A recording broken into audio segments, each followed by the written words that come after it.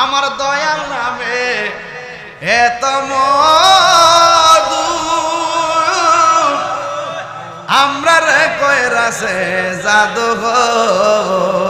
সবাই আমার সাথে বলবেন, ওরে দেখা দিয়া কুলে নিয়া দেখা নিবাও মনের বেদনা আমার মন হইয়াছের দেওয়ানা দয়াল নামে এত মধু দয়াল খাইলে মধু ফুরাই না আমার মন হইয়াছের দেওয়ানা ওরে তোমারে ইবারাশি ঘুরতেছি পাগলের বেশে গো হে বলো দেশি বিদেশে ঘুরি আমি দেশ বিদেশে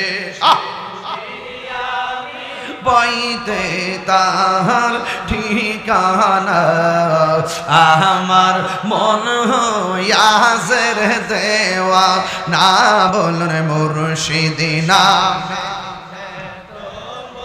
দু দয়াল নামে এত মধু খাইলে মধু ফুরাই না আমার মন হইয়াছের দেওয়ানা জোরে জোরে কি আল্লাহু আকবার বলা যাবে না?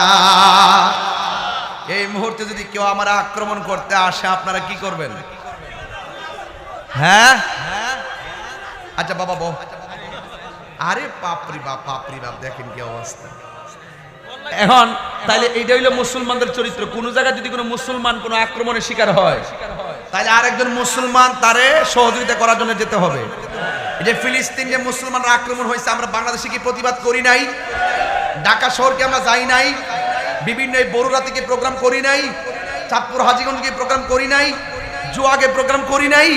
যেখানে গেছি সেখানে কি প্রোগ্রাম করি নাই?